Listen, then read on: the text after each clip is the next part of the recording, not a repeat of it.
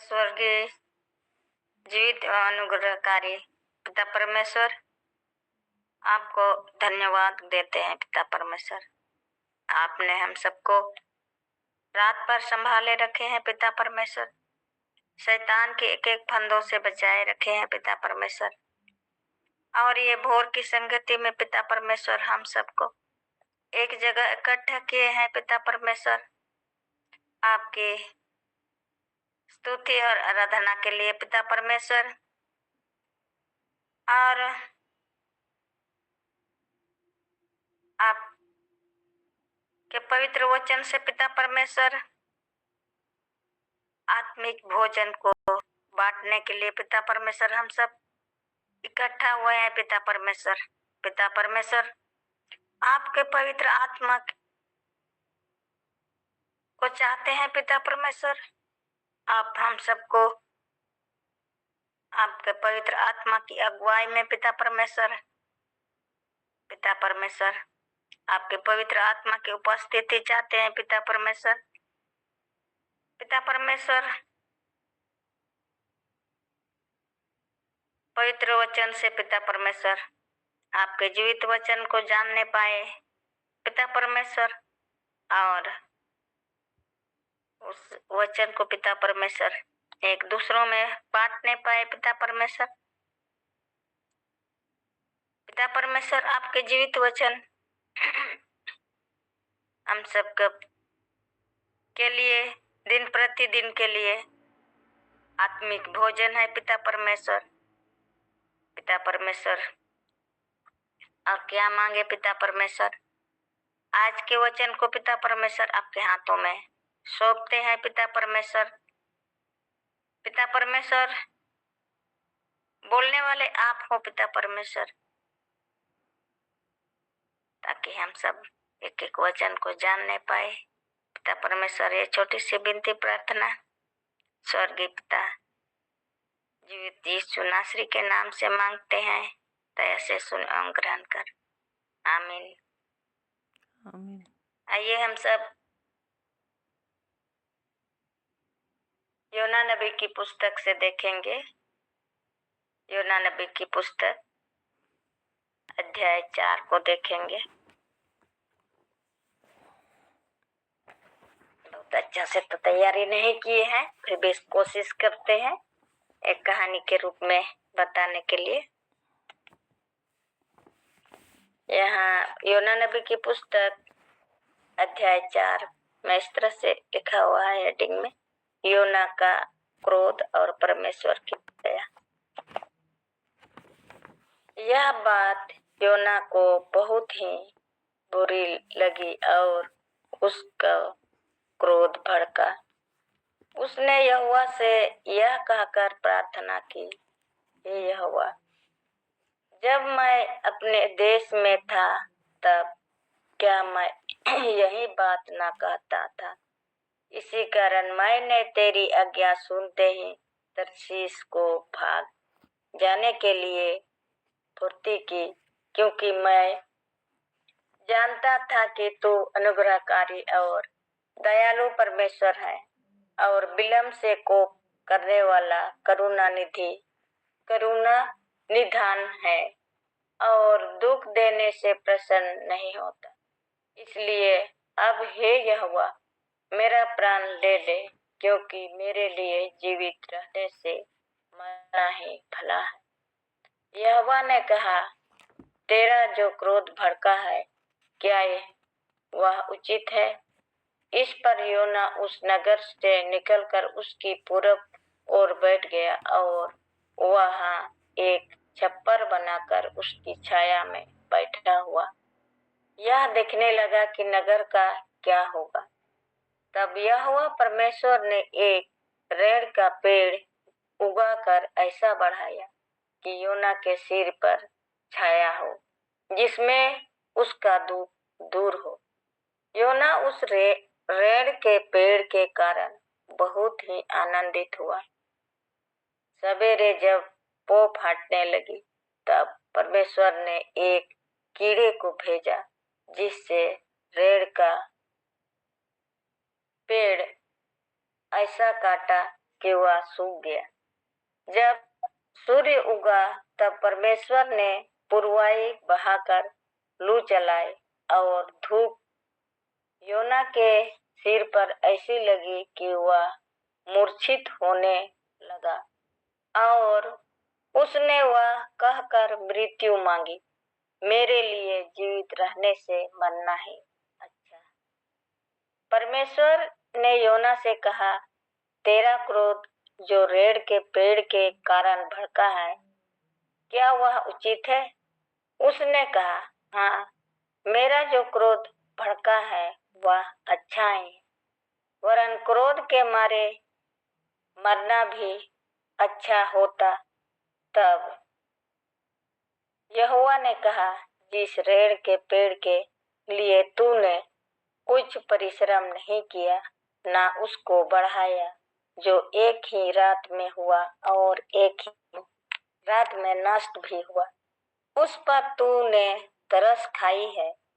फिर यह बड़ा नगर निनवे, जिसमें 1,20,000 से अधिक मनुष्य हैं, जो अपने दाहिने बाएं हाथों का भेद नहीं पहचानते, और बहुत से घरेलू पशु भी उसमें रहते हैं, तो क्या मैं उस पर तरस ना खाऊं?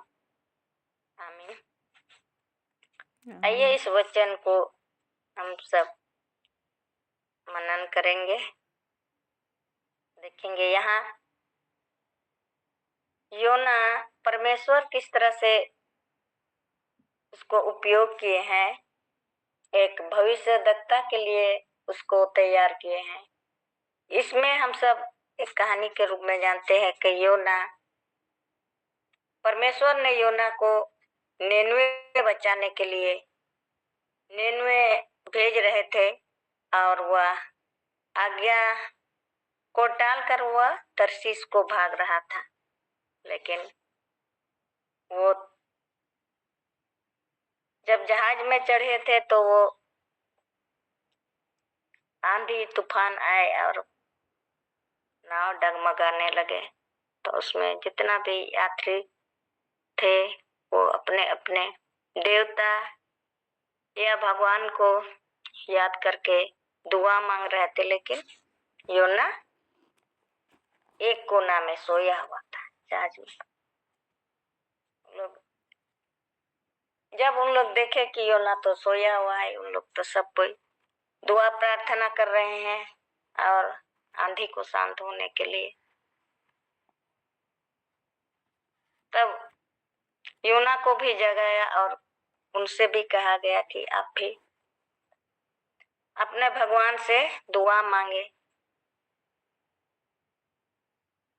और सारा सामान नाव से उन लोग फेंक रहे थे, लेकिन जब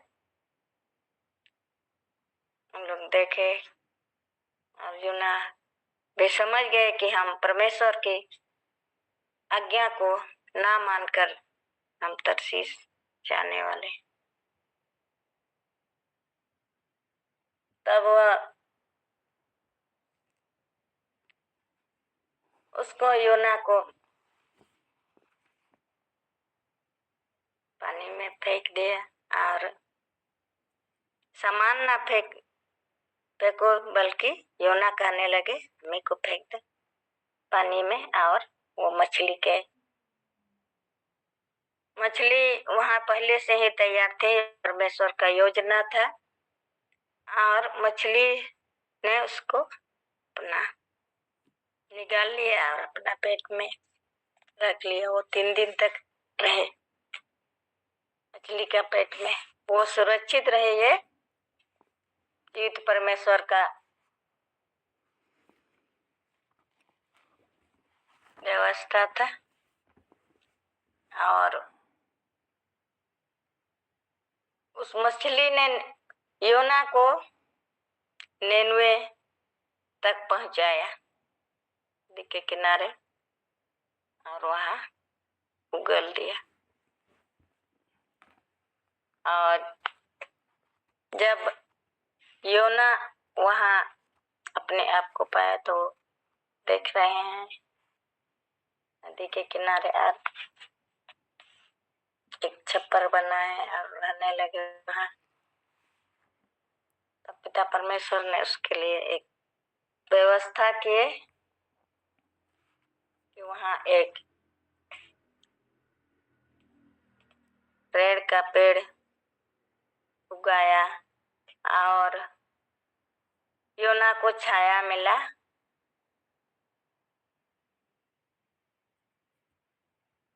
और वहाँ के निर्णय के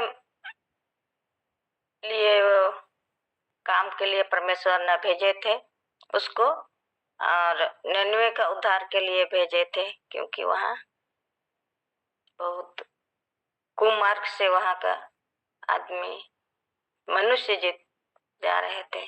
तो निन्वे को बचाने के लिए परमेश्वर ने योना को चुना था। जब रेड़ का पेड़ उगाकर ऐसा बढ़ाया कि योना के सिर पर छाया हो,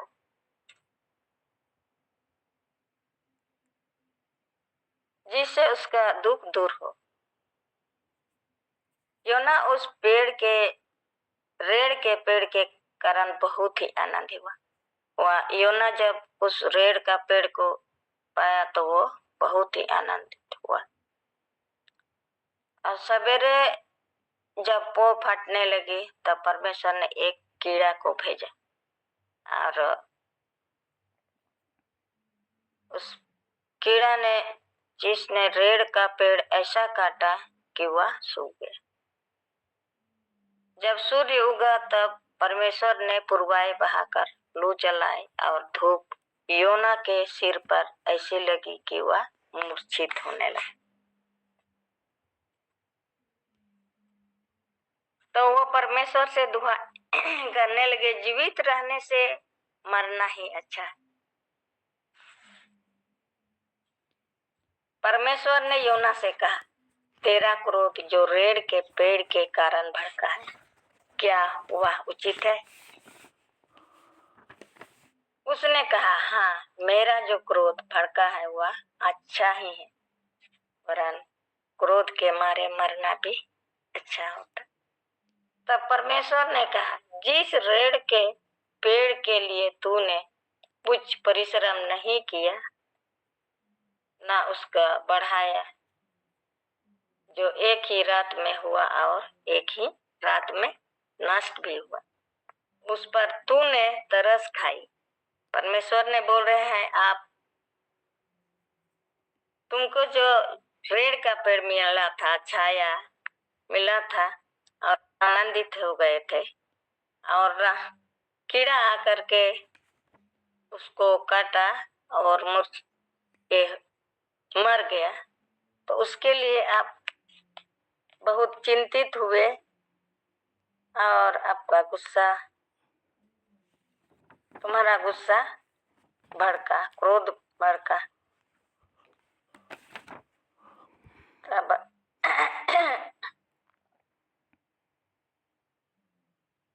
जो एक ही रात में हुआ और एक ही रात में नष्ट भी हुआ, उस पर तूने तरस खाई।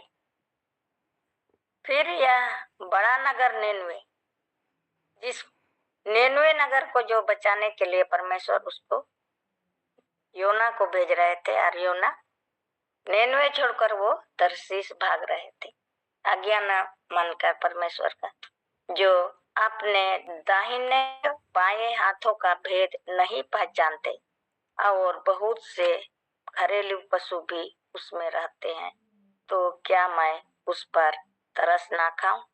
परमेश्वर योना से कहते हैं कि निनवे में जिसमें 1,20,000 से अधिक मनुष्य है, जो अपने दाहिने बाएं हाथों का भेद नहीं पहचानते, उसको बचाने के लिए परमेश्वर ने योना को निनवे भेजा, और बहुत से घरेलू पशु भी उसमें रहते हैं। परमेश्वर कहते हैं योना से, तो क्या मैं उस पर तरस ना खाऊं?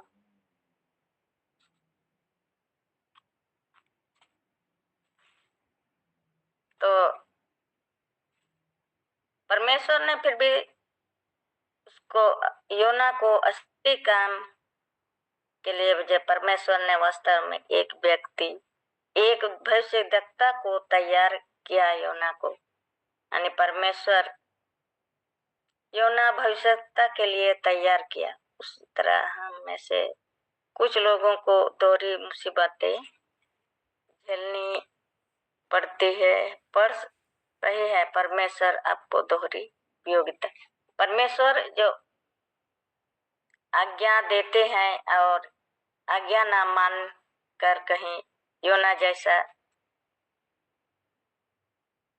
नहीं मानने से, योना जिस तरह से मुसीबतें झेली कि पेड़ का छाया मिला, वो रात भर में फिर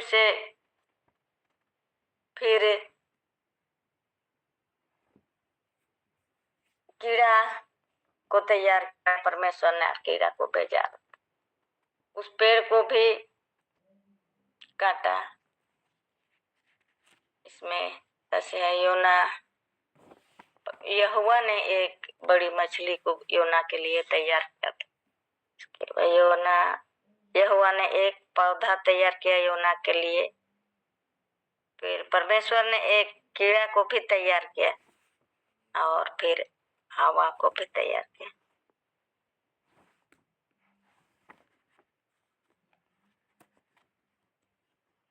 इतना ही तैयार किए हैं।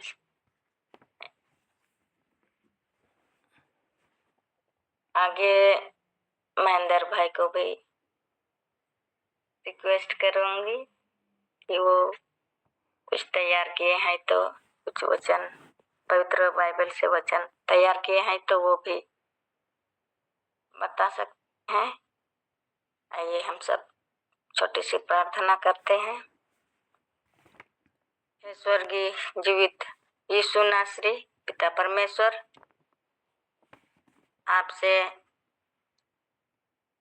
आपको धन्यवाद करते हैं पिता परमेश्वर।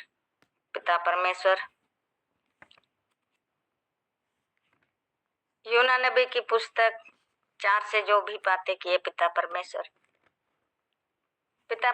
हम सब आपकी पवित्र आत्मा की जरूरत है पिता परमेश्वर, ताकि पवित्र आत्मा की अगुवाई से पिता परमेश्वर आपके वचनों से बातें करने पाए पिता परमेश्वर, आपसे बातें करने पाए पिता परमेश्वर, आपके आज्ञा को जानने पाए पिता परमेश्वर, आप ही अपने पवित्र आत्मा को एक एक पर उड़ेल दे पिता परमेश्वर, ताकि हम लोग भी एक उपयोगी मनुष्य बनने पाए पिता परमेश्वर, ताकि आपके वचनों के लिए हम लोग गहराई से अध्ययन करने पाए पिता परमेश्वर, एक एक वचनों को जानने पाए पिता परमेश्वर, और एक दूसरे में बांटने के लिए भी पिता परमेश्वर होने पाए पिता परमेश्वर, आपकी पवित्र आत्मा की आवश्यकता है पिता परमेश्वर, एक एक जन के लिए पिता परमेश्वर, जो कुछ भी पिता परमेश्वर तैयारी किए थे पिता परमेश्वर, ये आपकी महिमा होने के लिए पिता परमेश्वर, आप मुझे आशीषित कर पिता परमेश्वर, आगे मैं और भी आपकी उपयोगिता बनने पाए पिता परमेश्वर, आप हमें उपयोग करें पिता परमेश्वर, ये छोटी सी विनती प्रार्थना स्वर्गीय पिताजी यीशु नासरी के नाम से मांगते हैं, दया से सुन और ग्रहण कर, आमीन। महेंद्र ब्रदर, आपके हाथों में सौंपते हैं। आप जो भी वचन से तैयारी किए हैं आप सबों के बीच में पेश कर सकते हैं। Hallelujah, hallelujah.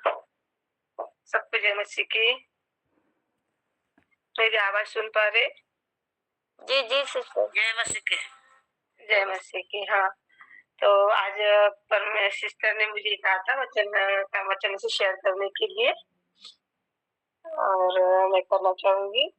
पिछले बार में हम देख रहे थे कि जैसे निर्गमन की पुस्तक में से मैं पढ़ रही हूँ, तो कैसे मूसा अपने लोगों को मिस्र से निकाल लाते हैं, हम देख रहे थे। यहीं तक हमने देखा था, बाद में मैं सीख रही हूँ कि जैसे मूसा अपने लोगों को ला रहे थे, तो फिर इसका मन खटिला हो जाता, फिर का मन, और फिर वो इसका मन हटता है तो उसके पीछे लग जाता है, उन लोगों के पीछे लग जाता है।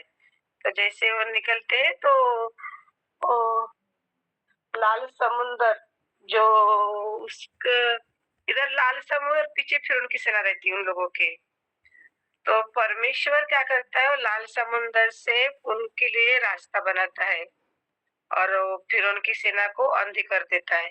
फिर वो हार जाते हैं और वो बहुत पूरे नष्ट होके चले जाते हैं, और परमेश्वर उनको उन मिस्त्री इजराइलियों को वहां से निकाल लाते हैं।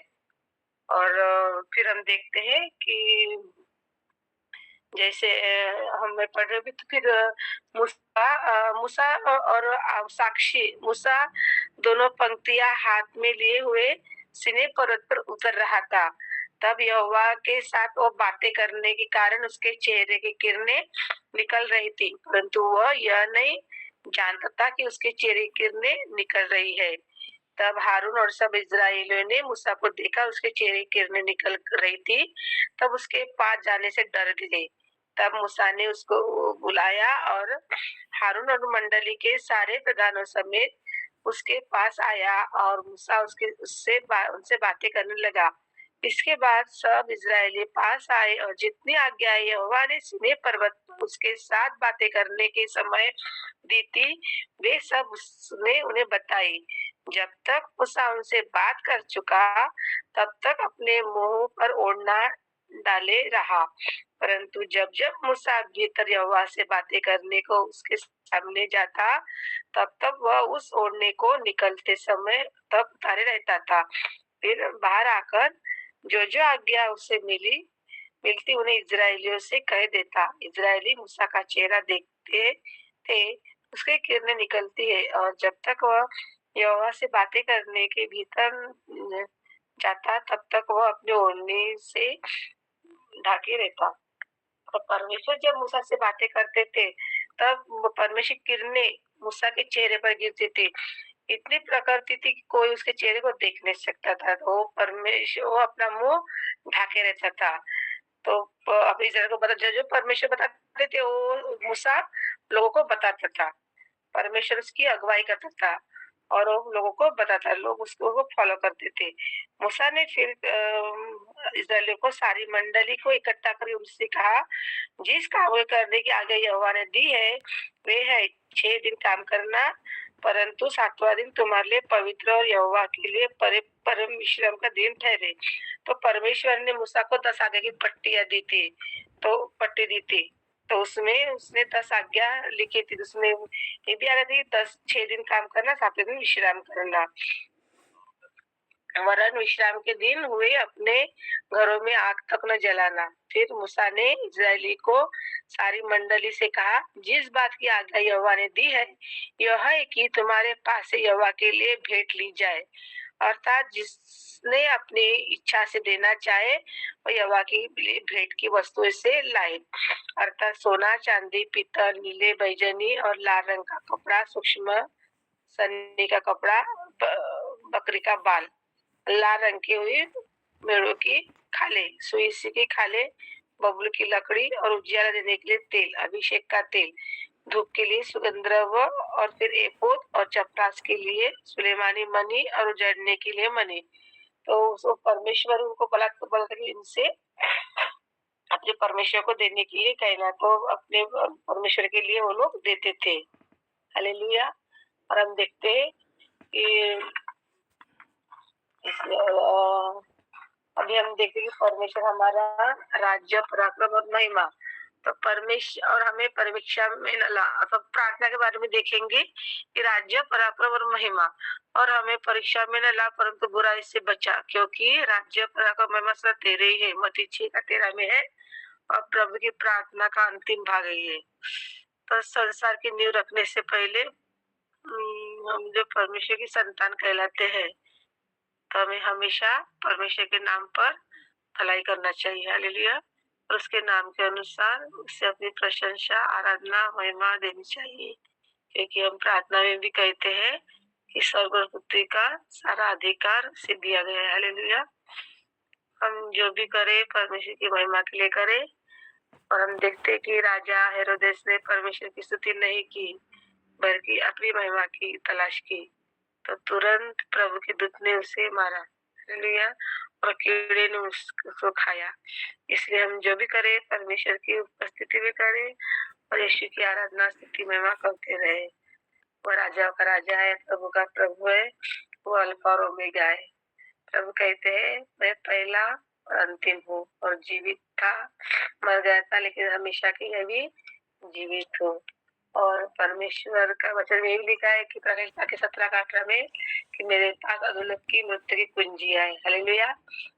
और हम उत्पत्ति से लेकर प्रकाशित वाक्य तक परमेश्वर की सामर्थ्य देखते हैं। बड़ा परमेश्वर चंगा करने वाला है, पाप की क्षमा करने वाला है, और मृतकों को जीवित करने वाले की सामर्थ्य उसमें है।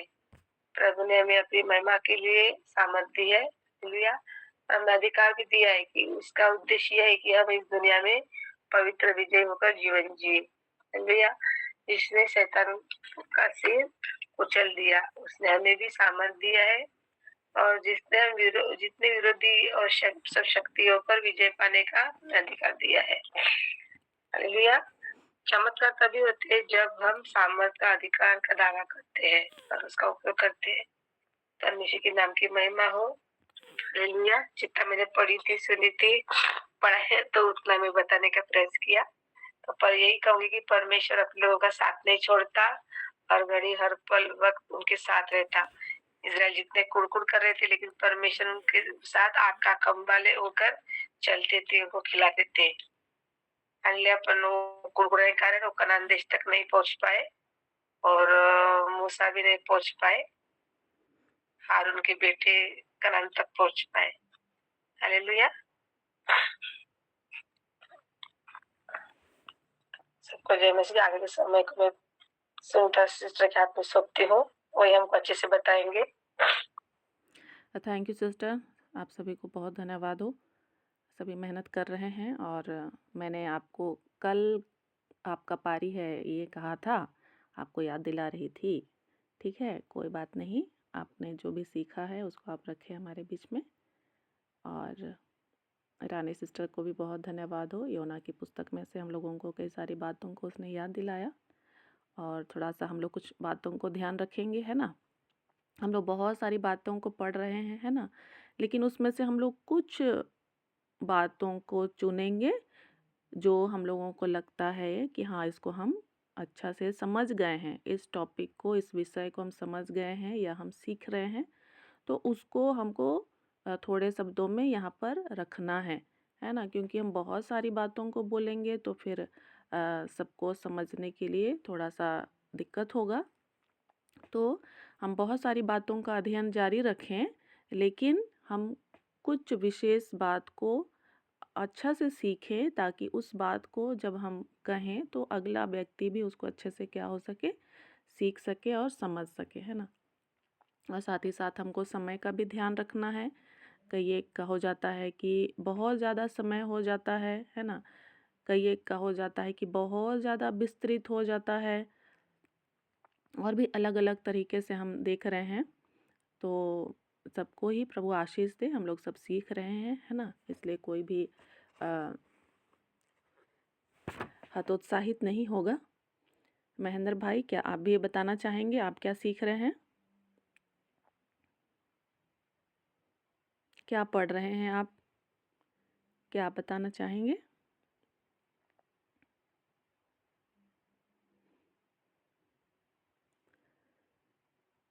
Praise the Lord, hallelujah. और इस समय मैं कुछ और बातों को बताना चाहती हूँ, ताकि हम सबों को सुविधा हो, जो भी हम अध्ययन कर रहे हैं, है ना।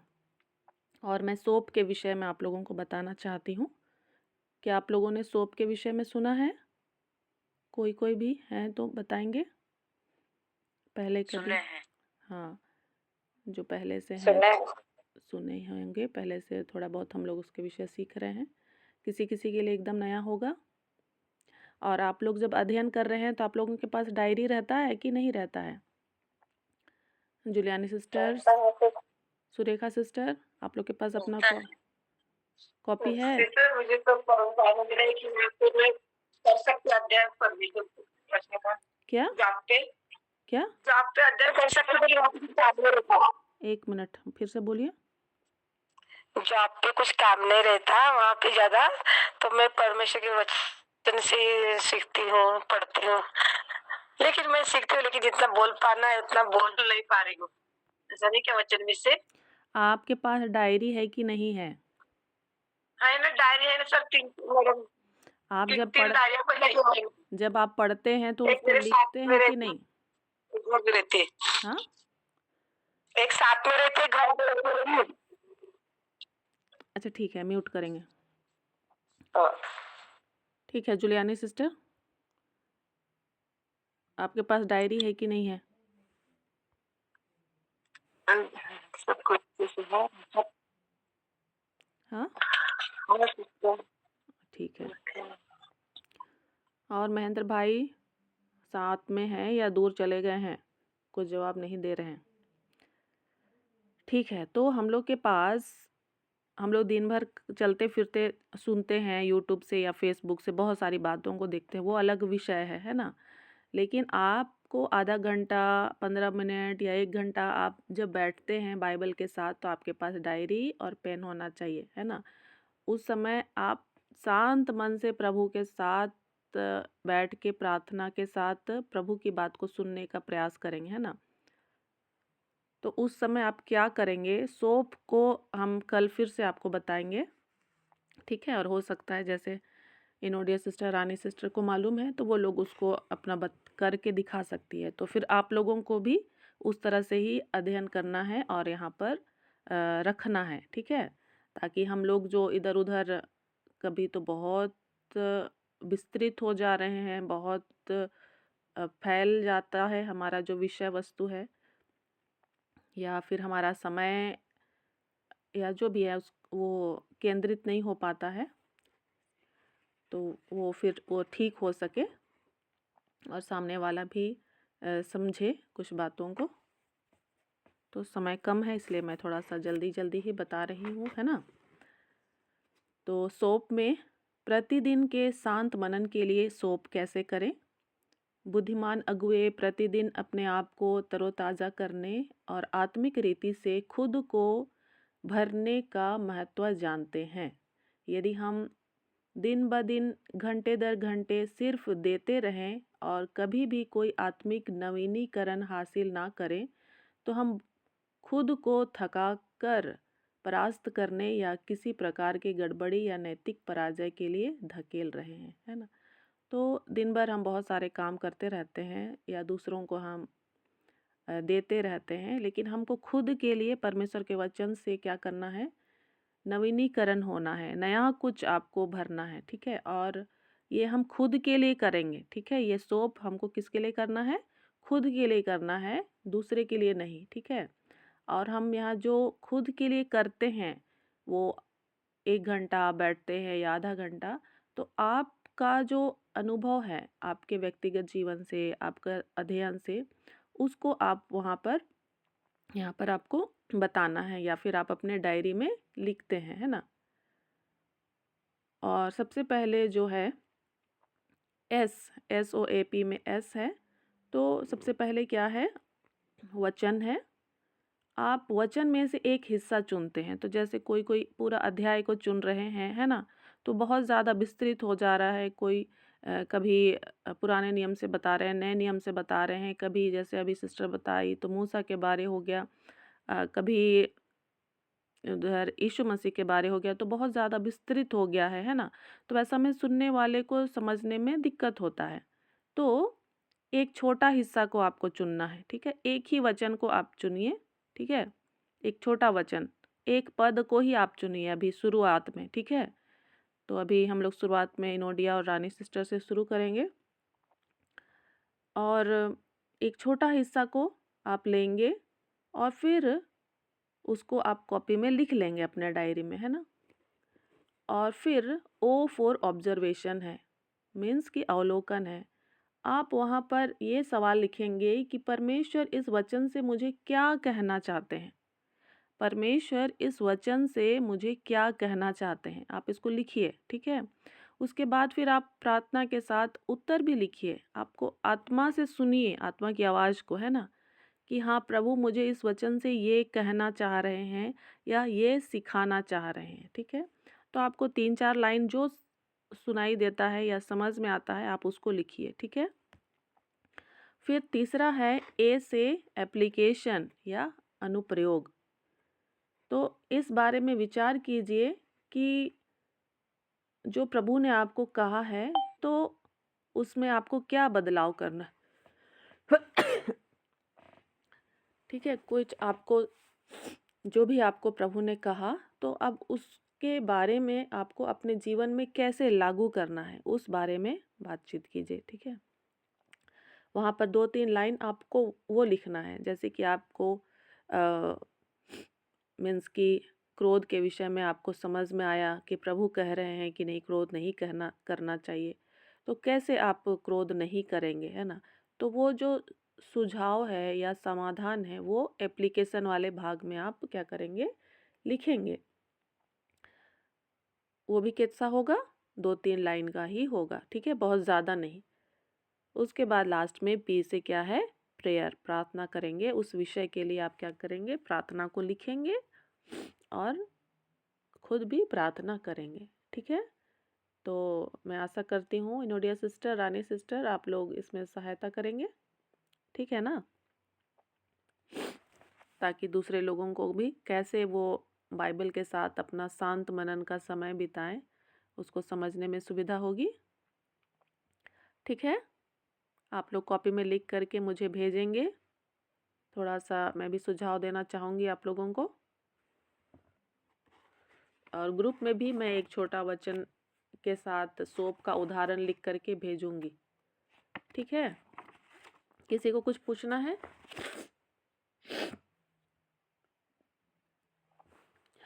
हाँ सिस्टर, मैं वही बोल रही थी कि आप लिख के भेजना करके, कि मैं भी वही में लिख करके रखूं उदाहरण के साथ।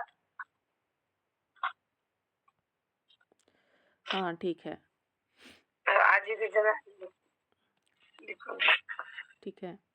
कुछ मैं पूछना है? पढ़ती हूँ सिस्टर, लेकिन मेरे को बताने के लिए वो बता नहीं सकती ज्यादा। ठीक है, नहीं बताना है, अभी सीखना है, अभी हम लोग सीख ही रहे हैं, ठीक है। हाँ, तो भेजना। ठीक है, कुछ पूछना है इनोडिया सिस्टर, रानी सिस्टर? आप लोग से हो जाएगा ना, कोशिश करेंगे। कोशिश करेंगे। हाँ, तो छोटा वचन लेंगे, एक वचन लेंगे और उससे आपको परमेश्वर क्या कहना चाहते हैं आप लिखेंगे प्रार्थना के साथ, और फिर उसको अपने जीवन में कैसे लागू करेंगे अनुप्रयोग वाले भाग में, और फिर लास्ट में प्रार्थना करेंगे, ठीक है।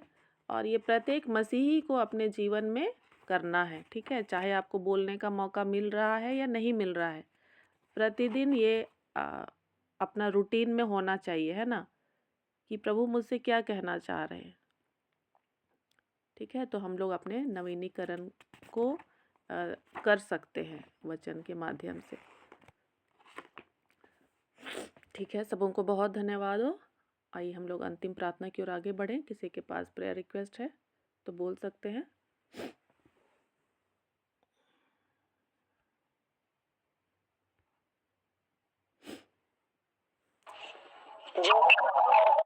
जय मसीह की। दीदी मेरी ये करना, जेठानी की जेठानी की छुरी है का ना, उसके लिए लड़का देखने जा रहे हैं प्रीति के लिए। तो परमेश्वर की मेहर से वो अब बहुत अच्छा लड़का, मैंने ही बताया था उनके लिए। मतलब दारू भांग नहीं पिया तो सब दुनिया में तो सभी अच्छे रहते जब दारू भांग नहीं पीते, तो वो इसलिए मैं मुझे अच्छे लगे। वो दारू भांग कोई भी नहीं पीता उनके घर में। तो परमेश्वर की देन से हमारा जेठ देखने जाए तो रिश्ता हो जाए। परमेश्वर की देन में दुआ करती हूँ रोज। आप भी मिलकर दुआ करना। लड़का देखने जाएंगे आज उस लड़की के लिए। जय मसीह दीदी। अच्छा, ठीक है, हम लोग प्रार्थना करेंगे और सोमवार से तैयारी करेंगे इस विषय को, सभी कोई, है ना, सोप के लिए। लेकिन आज से ही मेरे को आप लोग लिखेंगे तो लिख करके भेजेंगे, जैसा भी है, ठीक है। चाहे मैं लिख करके भेजूंगी, उसको आप लिख करके भेजें वो भी, और साथ ही साथ आप अपनी ओर से भी तैयारी करके उसको लिख करके भेजेंगे, है ना। और आइए हम लोग प्रार्थना करें इस समय। प्रीति सिस्टर के लिए हम लोग प्रार्थना करें ताकि उसको अच्छा जीवन साथी मिल सके। जो भी रिश्ते की बात करने के लिए लोग जा रहे हैं उसमें प्रभु का नियंत्रण रहे। प्रभु ने कहा है, अपनी सारी चिंता मुझ पर डाल दो क्योंकि मुझे तुम्हारा ध्यान है। आमीन। हे जीवित सामर्थ्य प्रभु जी, हम धन्यवाद देते हैं सारी बातों के लिए। सारा आदर महिमा हम आपको देते हैं। प्रेमी पिता, आप हमारी सहायता और मदद करें प्रभु जी। हम जहाँ कहीं भी रहते हैं प्रभु जी, आपकी आत्मा की उपस्थिति में हम रहें प्रभु जी, ऐसे अनुग्रह को दीजिए। हाँ प्रभु जी, शैतान की युक्तियाँ हमारे जीवन में कार्य न करने पाए प्रभु जी। हम अपने सारे पाप अपराधों को मानते प्रभु जी, हमें क्षमा कीजिए। हाँ प्रभु जी, और हम जो भी काम करते हैं घर के या बाहर के प्रभु जी, आपकी बुद्धि ग्रहण करते हुए प्रभु जी हम कर सकें। हाँ प्रभु जी, हर एक को भला चंगा और स्वस्थ रखिए प्रभु जी। और जबकि हम आपके वचनों को सीखना चाहते हैं, हाँ प्रभु जी, और सही तरह से दूसरों के सामने के लिए भी दूसरों के सामने भी हम अच्छे से रख सकें, हाँ प्रभु जी, और हम खुद के लिए भी इसमें से जीवन को प्राप्त कर सके, ऐसे प्रयास में लगे हैं प्रभु जी। तो आप हम में से हर एक को सहायता और मदद कीजिए। हाँ प्रभु जी, हम सही तरह से वचनों का अध्ययन मनन कर सकें, वो हमारे लिए जीवन की रोटी हो सके और उससे हम जीवन को पा सके। अनुग्रह का प्रभु जी, जो भी प्रकार की हड़बड़ाहट होती है प्रभु जी, डर भय की बातें होती हैं, हाँ प्रभु जी, उसको हम यीशु के नाम से दूर करते हैं। इस समय हम यशोदा सिस्टर की प्रार्थना को आपके हाथों में डालते प्रभु जी। आपने कहा है, अपनी सारी चिंता मुझ पर डाल दो, हाँ प्रभु जी, क्योंकि सच में आपको ही हमारा ध्यान है प्रभु जी। जो भी शादी के बाद के लिए प्रभु जी लोग जाने वाले हैं, उनके संग साथ हो आने और जाने प्रभु जी, बात करने में प्रभु जी आपका नियंत्रण रहे, हाँ प्रभु जी, और सही जीवन साथी एक दूसरे के लिए वो बन पाए प्रभु जी, आपके अनुग्रह से। ऐसे हम आपसे प्रार्थना करते हैं, हाँ प्रभु जी, जो कुछ भी रुकावट आती है वो यीशु के नाम से दूर होती है प्रभु जी।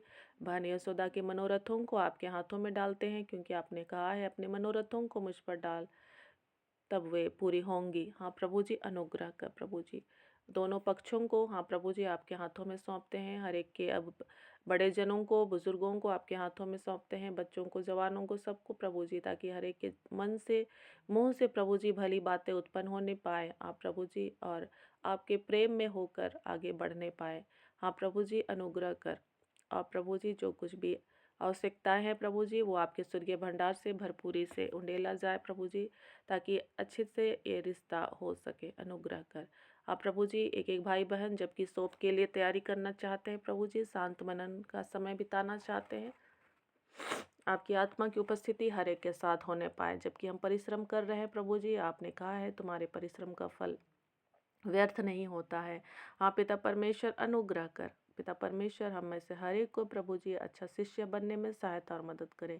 जिस भी क्षेत्र में हम कमजोर हैं प्रभु जी, उस क्षेत्र को आप मजबूत होने दीजिए।